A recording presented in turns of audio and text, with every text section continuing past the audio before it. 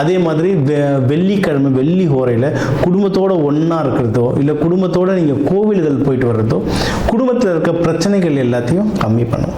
நீங்கள் இந்த டைமில் வந்து குடும்பத்தோட குலதெய்வம் கோவில் போயிட்டு வர்றதோ இல்லை இஷ்ட தெய்வங்கள் கோவில் போயிட்டு வர்றதோ இல்லை உங்கள் ஊர் காவல் தெய்வம் கோவில் போயிட்டு வர்றது ரொம்ப நல்லது. மோஸ்ட்லி உங்களுக்கு அந்த நீர்நிலை பக்கத்தில் இந்த கோவில்கள் அமைய நிறைய வாய்ப்புகள் இருக்குது.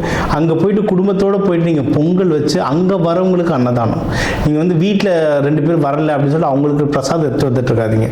அங்கே வர வைங்க. அங்கே வரவங்க எல்லாருக்கும் அன்னதானத்தை தொடச்சி கொடுத்துட்டு வெறும் சாமானோட அன்னதானம் எதுவும் எடுத்து வராமல் எல்லாருக்கும் அங்கேயே சாமி அங்கேயே வந்துடும். அங்கேயே கொடுத்துட்டு வெறும் சாமான வீட்டுக்கு வர இன்னும் நல்லது. இந்த தெய்வ வழிபாடை வச்சுக்கோங்க. நீங்கள் வந்து பிஸ்னஸ் பண்ண போகிறீங்கனாலும் கரெக்டான பார்ட்னர் சூஸ் பண்ணணும். சரிங்களா?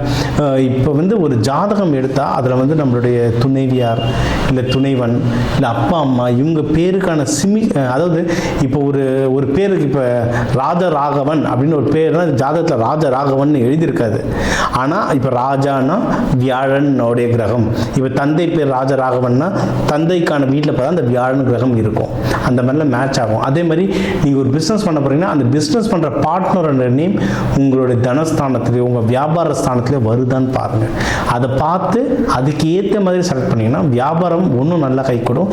லைஃப்பில் எல்லாமே இப்படி தான். நீங்கள் கல்யாணம் வேணும்னாலும் ஹஸ்பண்ட் ஒய்ஃப் பேருங்க அந்த ஜாதகத்துங்களில் தெரியும்.